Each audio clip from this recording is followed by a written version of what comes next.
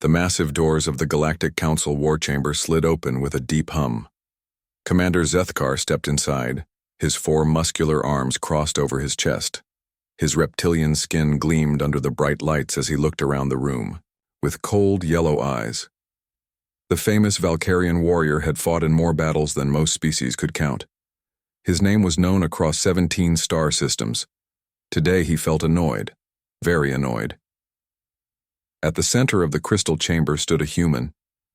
The creature was small and weak-looking compared to the aliens around him. His name was Jake Morrison, and he served as Earth's ambassador. The human wore a simple blue uniform that looked plain next to the ornate armor and robes of the other council members. Morrison held a datapad in his shaking hands. His voice was steady, but Zethkar could smell the fear coming off him. Blam. Humans smelled of fear when they came before the council.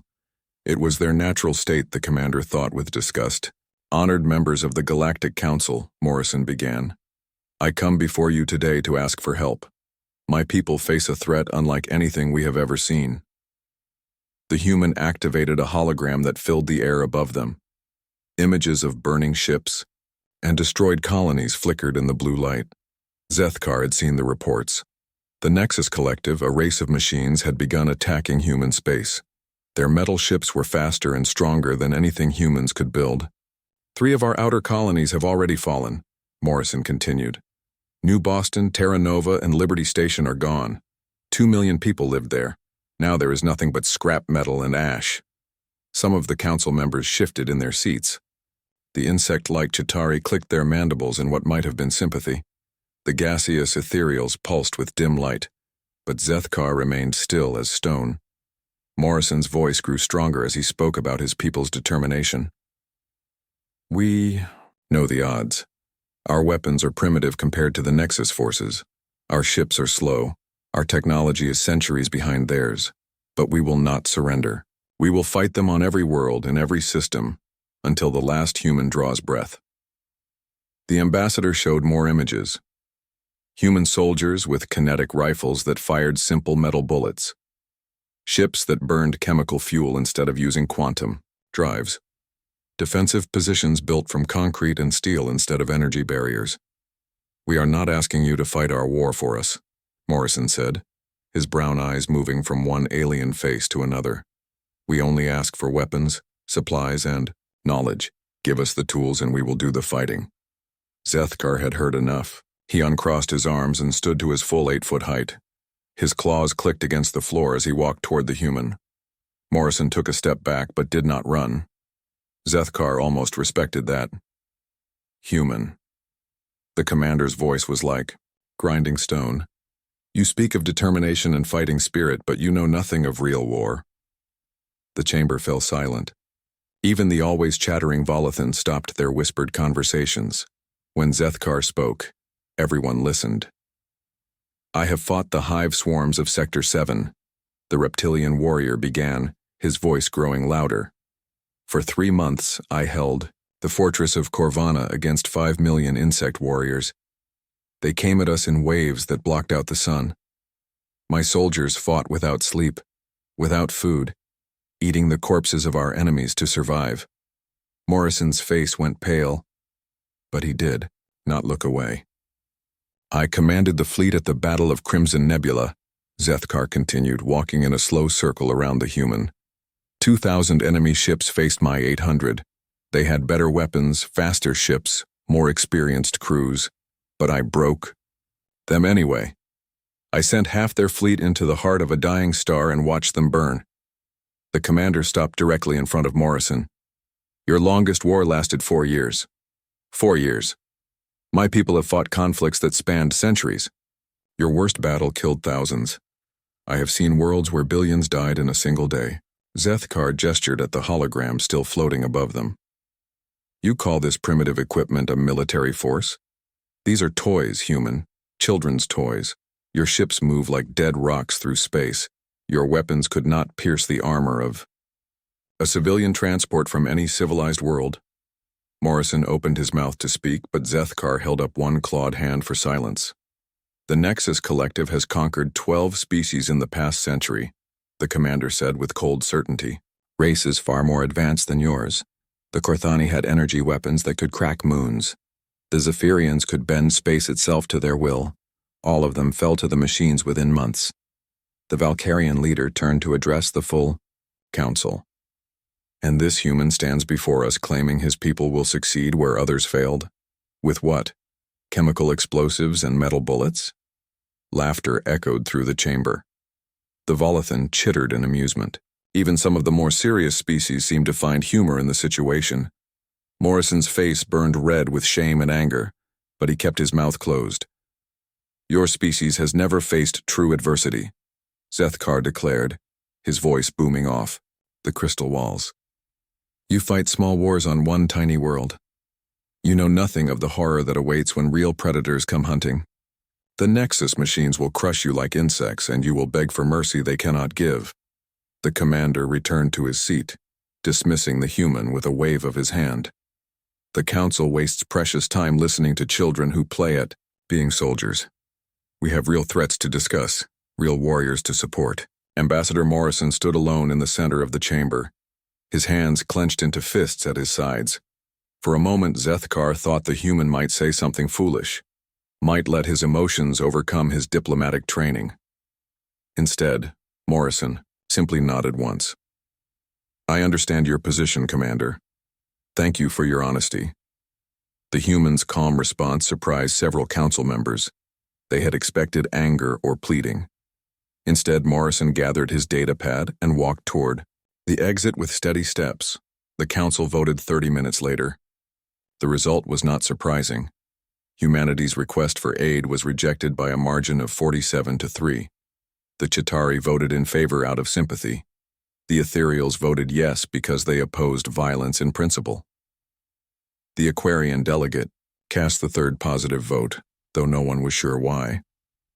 As the session ended, Zethkar felt satisfied with the outcome. The galaxy had limited resources. They could not waste weapons and ships on a species that would be extinct within months. Anyway, better to prepare for threats that mattered. He left the chamber that day certain he would never hear from the humans again. 3 months passed since the council meeting. Commander Zethkar sat in his command center on the Valkyrian homeworld, reading reports from across the galaxy. He expected to see news about the complete destruction of human space. The machines should have finished their work by now. Instead, what he read made no sense. His aide, Lieutenant Dractul, entered the room carrying a data tablet. The younger Valkyrian looked confused and worried. Sir, the latest intelligence reports from human space have arrived, Dractul said, setting the tablet on Zethkar's desk. I think you should read them immediately. Zethkar picked up the device and began scrolling through the information. His yellow eyes widened as he read. According to the reports, not a single human colony had fallen in the past month. In fact, the humans had somehow managed to slow down the Nexus advance. This cannot be correct, Zethkar muttered. He called up the battle footage from the front lines. The first video showed a space battle near the human colony of New Denver.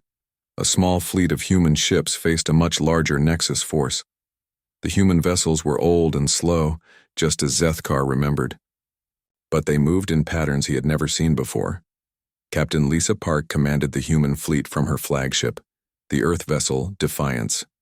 The ship was barely 200 years old, ancient by galactic standards.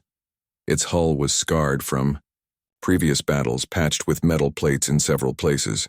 Yet somehow Park used this outdated vessel to dance around the faster Nexus ships. Zethkar watched as the human captain led the machines into an asteroid field. The Nexus ships followed, confident in their superior technology. But Park had prepared for this. Hidden among the rocks were mines and automated weapons platforms. As the machines passed through the field, explosions bloomed around them like deadly flowers. The human fleet escaped with minimal damage while destroying 6 Nexus cruisers. It made no tactical sense. The humans should have been wiped out in minutes. Another report caught Zethkar's attention. Dr. Marcus Webb, a human military historian, had been placed in charge of planetary defense for the colony world of Haven. Zethkar knew about military historians. They were scholars who studied old battles, not warriors who fought new ones. Yet Webb had somehow organized the civilian population into an effective fighting force. The report showed images of human children, some barely 10 years old, operating communication equipment in underground bunkers. Elderly humans worked in hidden factories building ammunition and weapons from scrap metal. The city of Haven had been transformed into a fortress. Every building had been prepared for defense. Windows were blocked with steel plates. Rooftops held weapon positions. Underground tunnels connected different sections of the city. When the Nexus forces landed, they expected to face a small military garrison. Instead, they found themselves fighting an entire population. Every street corner held snipers. Every building could hide explosive traps. The machines advanced block by block, but each meter cost them dearly. Zethkar paused the video and called up the casualty reports. His hands shook slightly as he read the numbers. Human losses were enormous by galactic standards. In just 1 week of fighting, Haven had lost 20,000 defenders. Any civilized species would have surrendered after such losses, but the humans kept fighting. The commander watched more footage. A human woman named Betty Rodriguez, who had been a teacher before the war, led a group of civilians in an attack on a Nexus command post. She carried an old rifle that fired chemical explosives. Her team included a shopkeeper, 2 students, and a retired mechanic. They should have been slaughtered. The Nexus warriors were armored killing machines with energy, weapons. But Rodriguez and her team moved through the city like ghosts. They used sewers and maintenance tunnels to get close to their targets. They struck fast and disappeared before the machines could respond. The attack succeeded. The command post was destroyed, and the human civilians melted back into the urban maze. Lieutenant, Zethkar called to his aide. Bring me all available information about human military history. I want to understand what I am seeing. Dractyl returned an hour later with another stack of reports. Zethkar read about human conflicts he had never heard of before. Wars that lasted decades. Battles where humans fought in conditions that would kill most galactic species. One report mentioned a place called Vietnam, where humans had fought in thick jungles for 20 years. Another described conflicts in places with names like Afghanistan and Iraq, where human soldiers battled enemies who hid among civilian populations. The more Zethkar read, the more troubled he became. These humans had spent their entire history learning how to fight against superior enemies. They had perfected the art of turning cities into battlegrounds and making every civilian a potential warrior. Another video file opened, showing the aftermath of a battle on the colony world of Freedom. The Nexus forces had finally taken the main city after 2 months of fighting. But when they entered the buildings, they found nothing but empty rooms and booby traps. The entire human population had vanished into underground tunnels and hidden bunkers. They had taken all their food, weapons, and equipment with them. The machines controlled empty buildings while the humans continued to fight from below. Supply convoys were attacked daily. Nexus patrols disappeared without a trace. Communication lines were cut and rebuilt so often that the machines stopped trying to maintain them. The humans had turned their own conquered territory into a nightmare for their occupiers. Zethkar stood up and walked to the large window that looked out over the Valkyrian capital. His people were warriors, bred for battle over countless generations. They understood honor and courage in combat. But what he was seeing from the humans was something different. This was not courage. This was madness. Sir, Dractyl spoke quietly. There is something else you should know. The humans have retaken one of their lost colonies. Zethkar turned, sharply. What did you say? New Boston, sir. The first colony to fall to the Nexus. The humans launched a counterattack 3 days ago. They used civilian transport ships loaded with explosives as weapons. Thousands of volunteers flew those ships directly into Nexus positions. The aide's voice was barely above a whisper. They called it Operation Kamikaze. They named it after some ancient human battle tactic. Zethkar felt something cold settle in his stomach. He had dismissed these creatures as weak and primitive. But what he was seeing was not weakness. It was a kind of strength he had never encountered before. The humans were not just fighting to win. They were fighting as if losing was not an option. As if surrender was a word that did not exist in their language. "Keep monitoring the situation," Zethkar ordered. "I want reports every 6 hours." As Draktul left the room, Zethkar continued staring out the window. For the first time in his long military career, he began to wonder if he had made a mistake. A very serious mistake. The humans were supposed to be extinct by now. Instead, they were teaching the entire galaxy a lesson in what it meant to refuse to give up. 2 weeks later, a prisoner transport ship arrived at the Valkyrian homeworld. Commander Zethkar watched from his office window as the vessel landed in the military compound below. The ship carried captured soldiers from various conflicts across the galaxy, including several humans who had been taken during the ongoing war with the Nexus Collective. Zethkar had requested to speak with one of the human prisoners. He needed to understand what drove these creatures to fight so desperately. Their tactics made no sense to him. Any reasonable species would have negotiated surrender terms by now. The detention center was located deep underground, built into the bedrock of the Valkyrian capital. The commander walked through the sterile corridors, his claws clicking on the metal floor. Guards saluted as he passed, their armor gleaming under the harsh lights. Cell Block 7 held the human prisoners. Zethkar stopped before the third door and looked through the reinforced window. Inside sat a man in a torn military uniform. His name was Colonel Steve Harris, according to the file. He had been captured during the defense of Freedom Colony. Dikane. Human looked tired but not broken. His brown hair was streaked with gray and his face bore the scars of many battles. When he saw Zethkar at the window, he did not look away or show fear. He simply nodded once, as if greeting an old friend. Zethkar entered the cell. The room was small and bare, containing only a metal bench and a sink. Harris sat on the bench, with his hands folded in his lap. He looked up at the towering alien with calm eyes. "Commander Zethkar," Harris said in a steady voice. "I heard you wanted to talk." The Valkyrian was surprised. Most prisoners cowered when he entered their cells. This human acted as if they were meeting in a restaurant instead of a military prison. "Colonel Harris," Zethkar replied, settling his large frame against the wall. "I have been watching your species fight the Nexus machines. Your tactics puzzle me. You sacrifice thousands of soldiers for small gains that proper strategy could achieve with fewer losses." Harris smiled slightly. "You think we fight like madmen?"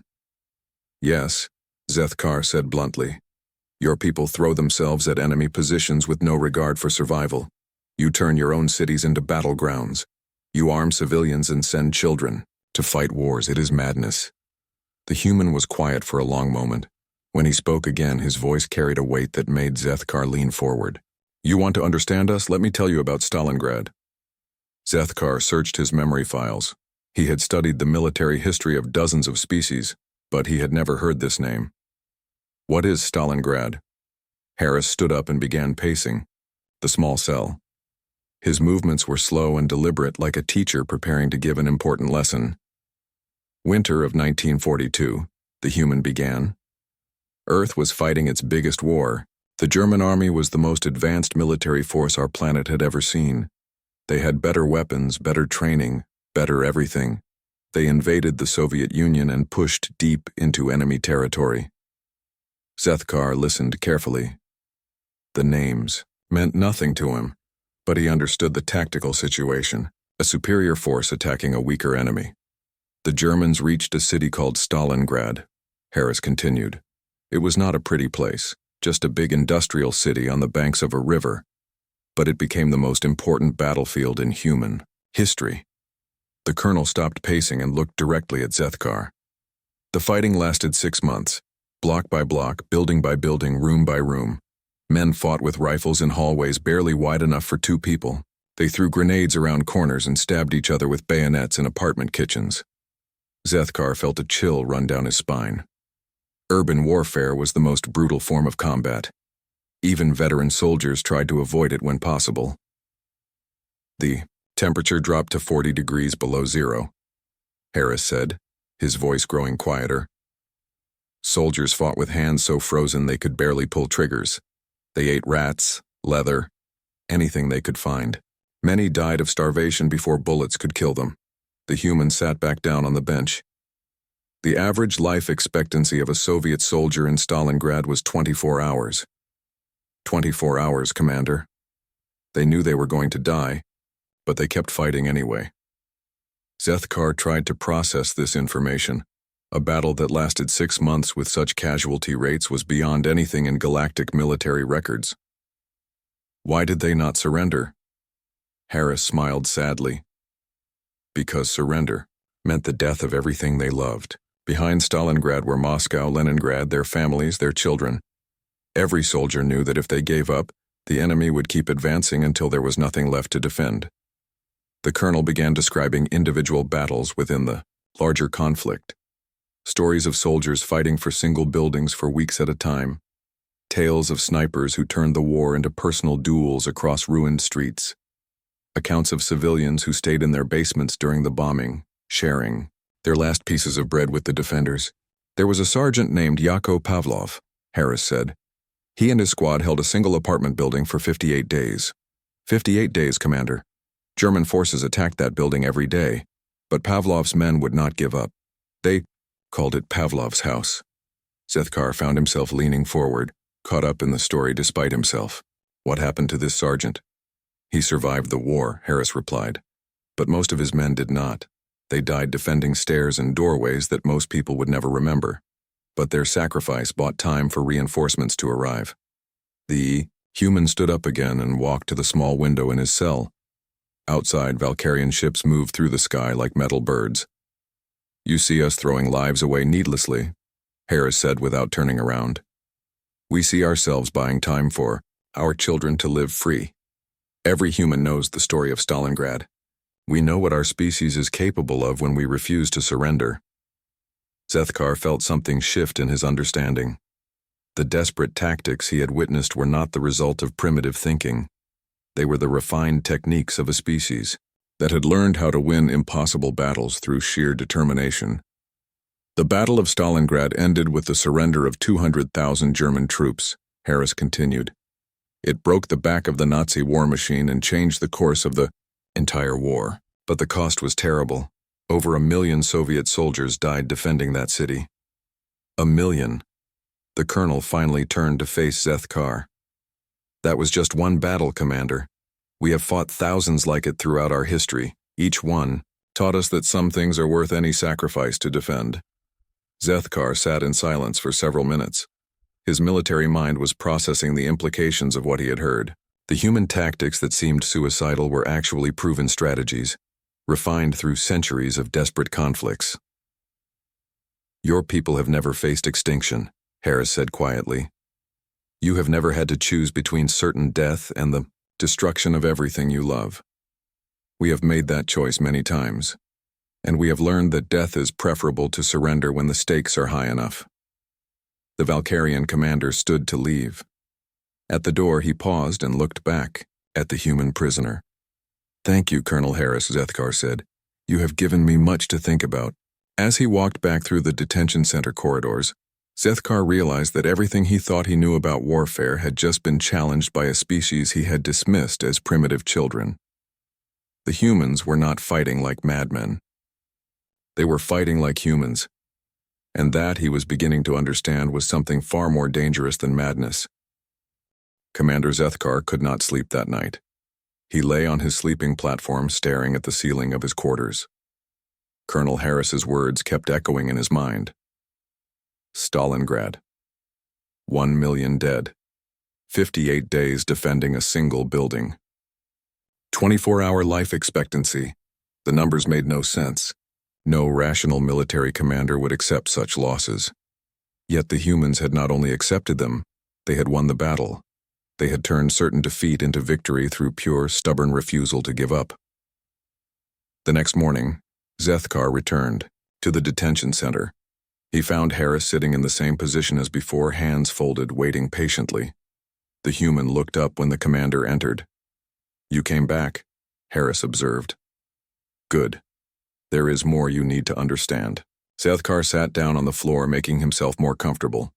His large frame filled most of the small cell. Tell me more about your wars. Harris nodded slowly. Stalingrad was not unique, Commander. It was just one example of how humans fight when everything we love is threatened. The colonel began describing other battles from human history. He spoke of a place called Leningrad, where civilians ate wallpaper paste and boiled leather to survive a siege that lasted 900 days. Nearly 1 million people died, but the city never surrendered. The German army surrounded the city completely, Harris explained. No food could get in, no supplies, nothing. People froze to death in their apartments. Children died of hunger in their mother's arms. But they would not give up. Zethkar tried to imagine such conditions. The Valkyrian military had siege protocols, but they assumed surrender after supply lines were cut for more than 30 days. 900 days was impossible to comprehend. Harris continued with stories of other human conflicts. The Battle of the Somme, where 60,000 British soldiers died in a single day but still advanced against enemy positions. The Siege of the Alamo, where fewer than 200 defenders fought 4,000 attackers, knowing they would all die. We had a saying during World War II, Harris said. The only thing worse than fighting with allies is fighting without them. But sometimes you fight alone anyway, because the alternative is unthinkable. The human described the Warsaw Ghetto Uprising, where Jewish civilians with almost no weapons fought the German army for nearly a month. They had pistols and homemade bombs against tanks and artillery. Everyone knew they could not win, but they fought anyway. Why? Zethkar asked. If victory was impossible, why continue fighting? Harris looked surprised by the question. Because dying on your feet is better than living on your knees. Because someone has to say no even when saying no means death. Because maybe, just maybe, your sacrifice will inspire others to keep fighting. The colonel stood and began pacing again. Every human child learns these stories, Commander. We teach them in schools. We make movies about them. We build monuments to remember them. They are part of who we are. Zethkar thought about Valkyrian education. Young warriors learned about great victories and brilliant strategies. They studied famous generals and their clever tactics. But humans seem to focus on hopeless battles and impossible odds. You celebrate defeats, Zethkar said, confused. We celebrate courage, Harris corrected. We celebrate the willingness to stand up when standing up seems pointless. We celebrate the ordinary people who became heroes when heroes were needed. The human sat back down and leaned forward. Let me tell you about Vasily Zaitsev. He was a shepherd before the war, just a simple man from the countryside. But at Stalingrad, he became the most feared sniper in the world. Harris described the deadly game of cat and mouse between Zaitsev and his German counterpart. Two men hunting each other through the ruins of a destroyed city. The German was a trained officer with the best equipment. Zaitsev had an old rifle and iron determination. They stalked each other for days, Harris continued. The German sniper killed dozens of Soviet soldiers. He was a master of his craft. But Zaitsev understood something his enemy did not. What was that? Zethkar asked. That home field advantage is not about knowing the terrain. It is about knowing what you are fighting for. Zaitsev was not just fighting for ground or glory. He was fighting for his people, his future, his right to exist. The story ended with Zaitsev killing his opponent with a single perfect shot. But Harris emphasized that the victory belonged to more than just one man. Behind every sniper were spotters who risked their lives to find targets. Behind every assault were engineers who cleared mines under enemy fire. Behind every soldier were civilians who built weapons and bombed factories and grew food in poisoned soil. Zethkar began to understand something important. Human warfare was not just about soldiers fighting soldiers. It was about entire populations becoming part of the war effort. Everyone contributed, from children running messages to grandparents making ammunition. This is why you arm civilians, Zethkar said slowly. This is why you turn cities into fortresses. Every human is a potential warrior, Harris agreed. Not because we love violence, but because we understand that freedom is not free. Someone always has to pay the price. The colonel described more examples. The Battle of Britain, where British pilots flew multiple missions per day against overwhelming numbers of German aircraft. Many pilots were barely 20 years old, flying planes held together with wire and prayers. He spoke of Iwo Jima, where American Marines fought Japanese defenders in underground tunnels and caves. The battle lasted 36 days for an island, only 8 square miles in size. The Japanese fought to the last man, and the Americans paid a terrible price for every yard of ground. Your species learns warfare differently than ours, Zethkar observed. You do not study how to win quickly. You study how to endure when winning seems impossible. Harris smiled grimly. Quick wars are for species with overwhelming advantages. We have never had that luxury.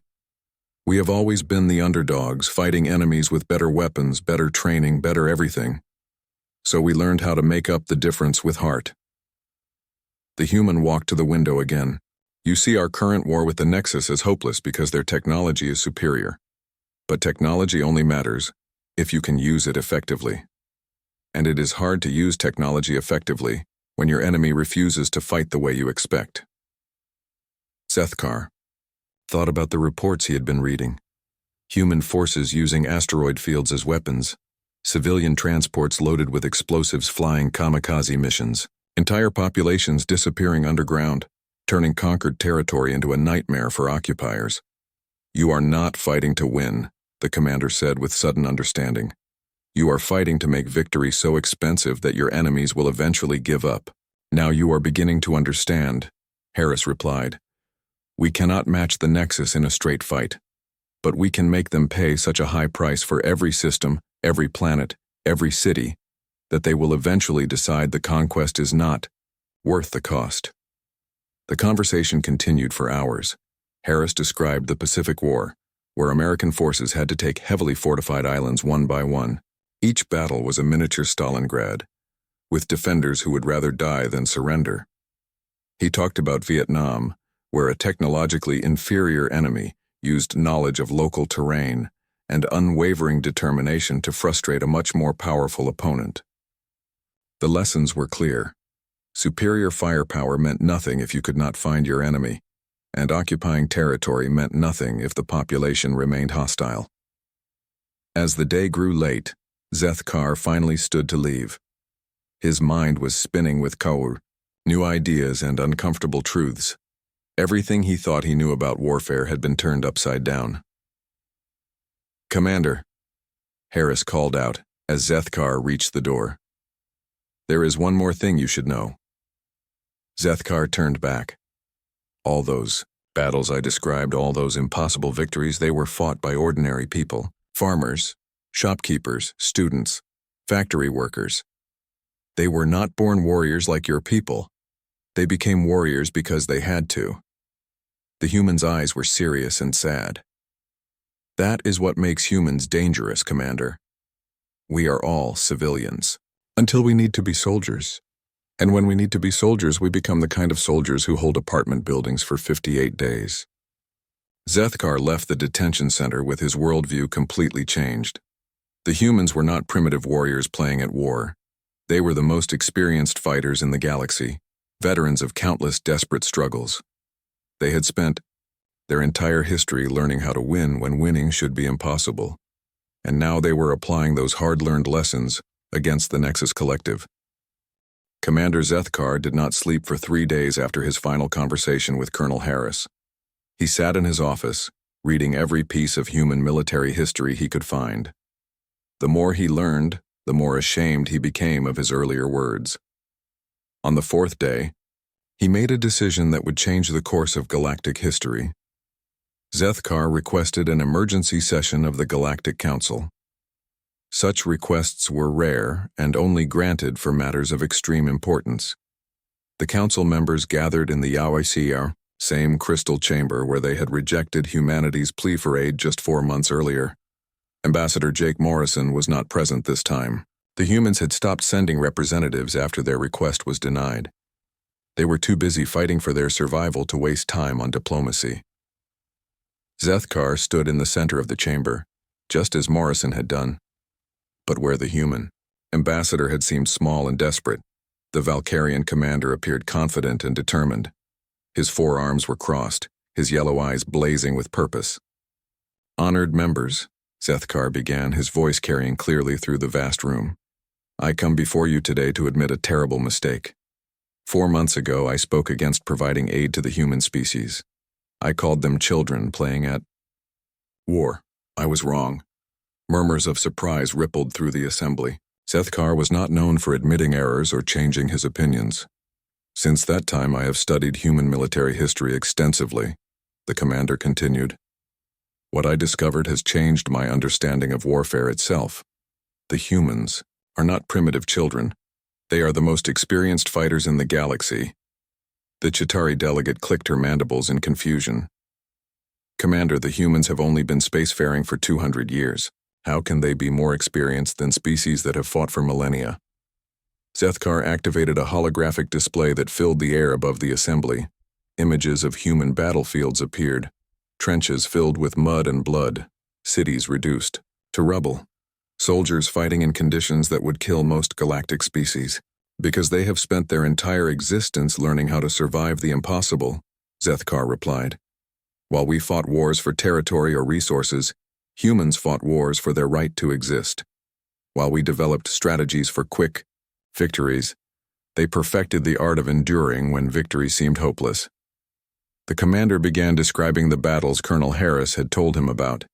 He spoke of Stalingrad, where humans fought for 6 months in a frozen wasteland. He told them about Leningrad, where civilians endured a 900-day siege rather than surrender. I dismissed their tactics as madness, Zethkar admitted. I could not understand why they would accept such massive casualties for small territorial gains. Now I realize they were not fighting for territory. They were fighting for time, the Volothan representative interrupted with rapid chittering. Time for what, Commander? Time for their children to grow up free. Time for reinforcements to arrive. Time for their enemies to make mistakes. Time for the galaxy to understand what they were truly capable of. Zethkar showed them footage from the current war against the Nexus Collective. Human forces that had somehow retaken 3 lost colonies despite being outnumbered and outgunned. Civilian populations that had vanished underground, turning conquered worlds into endless nightmares for their occupiers. The Nexus Collective has conquered 12 species in the past century, the commander reminded them. Races with energy, weapons that could crack moons, civilizations that could bend space itself. All of them fell within months because they fought rational wars with logical strategies. He paused, letting his words sink in before continuing. The humans do not fight rational wars. They fight total wars. Every civilian becomes a potential soldier. Every city becomes a potential battlefield. Every defeat becomes a lesson for the next battle. The Nexus machines are designed to fight rational opponents who will surrender when defeat becomes mathematically certain. The chamber fell silent as the implications became clear.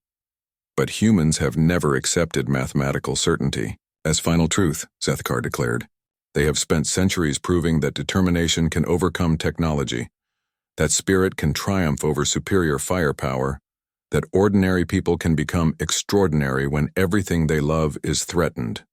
The ethereal delegate pulsed with dim light. What are you proposing, Commander? Zethkar straightened to his full height. I propose that we immediately provide military aid to the human colonies, not because they need our help to survive, but because we need their help to learn. They are teaching the entire galaxy a new form of warfare, and we would be fools not to study with the masters. The Aquarian representative spoke for the first time. You believe the humans can actually defeat the Nexus Collective? I believe the humans have already defeated them, Zethkar replied. The machines just do not know it yet. Every day this war continues, the Nexus forces lose ships, equipment, and time they can never recover. Every day the humans learn new ways to hurt their enemies and protect their people. The commander showed them more recent battle footage. Human engineers turning asteroid mining equipment into weapons. Civilian freighters being converted into assault ships. Children operating communication networks that connected resistance. Cells across multiple star systems. The humans are not just fighting a war, Zethkar explained. They are building a military culture that can sustain conflict indefinitely. They are proving that a species does not need the best technology to be the most dangerous opponent in the galaxy. The vote was called 3 hours later. This time, the result was very different. The motion to provide immediate military aid to human forces passed by a vote of 45 to 5. Only the most conservative delegates voted against it, and even, they seemed uncertain. Within a week, Valkyrian ships loaded with weapons and supplies were heading toward human space. Zethkar himself led the first convoy, eager to work alongside the warriors he had so foolishly underestimated. The joint human-Valkyrian fleet met near the colony world of New Stalingrad, which had been named after the ancient battle that Colonel Harris had described. General Amy Rodriguez commanded the human forces from her flagship, the Earth vessel Endurance. Admiral Tony Clark led the civilian volunteers who had turned cargo ships into fighting vessels. Zethkar was amazed by what he found. The humans had not just survived 4 months of war against impossible odds. They had grown stronger. Their tactics had become more sophisticated. Their coordination had improved. They had turned desperation into a strategic advantage. "Welcome to the real war, Commander," General Rodriguez said when they met aboard her ship. "We have been waiting for you to understand what we are fighting for." The combined fleet launched their first joint operation 2 days later. The target was a Nexus stronghold that had been considered impregnable. The machines had fortified the system with automated defenses and overwhelming firepower. But they had not prepared for an enemy that refused to fight fair. Human forces used Valkyrian shields to get close to enemy positions. Valkyrian weapons were fitted to human ships that moved in patterns the machines could not predict. Together, they destroyed the stronghold in 6 hours, with minimal losses. It was the beginning of a partnership that would reshape galactic warfare forever. Over the following months, the combined forces pushed the Nexus Collective back beyond the galactic rim. Zethkar served as military liaison, learning from human commanders like Rodriguez and Clark how to turn desperate defense into crushing victory. The war ended not with a massive battle, but with the machines simply leaving. They had calculated that conquering human space would cost more resources than it was worth. For the first time in their history, the Nexus Collective had chosen to retreat rather than accept the price of victory. 6 months after the war ended, Zethkar visited the human colony of New Stalingrad. The city had been built on the site of their first major victory against the Nexus forces.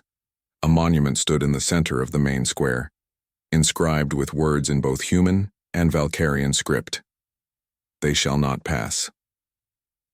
Standing before that monument, watching human children play in streets their parents had died to protect, Zethkar finally understood what it meant to be human.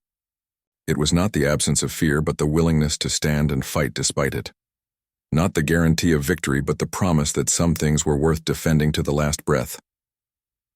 As evening fell over New Stalingrad, the former galactic war hero reflected on the greatest lesson of his military career. Technology could win battles, but spirit won wars. And no species in the galaxy possessed more of that unconquerable spirit than humanity. The humans had not just saved themselves. They had saved the entire galaxy by proving that determination and courage could overcome any enemy, no matter how powerful or advanced. Zethkar smiled as he watched the human children laugh and play. They would grow up in a galaxy where their parents had proven that freedom was not something to be given or taken away.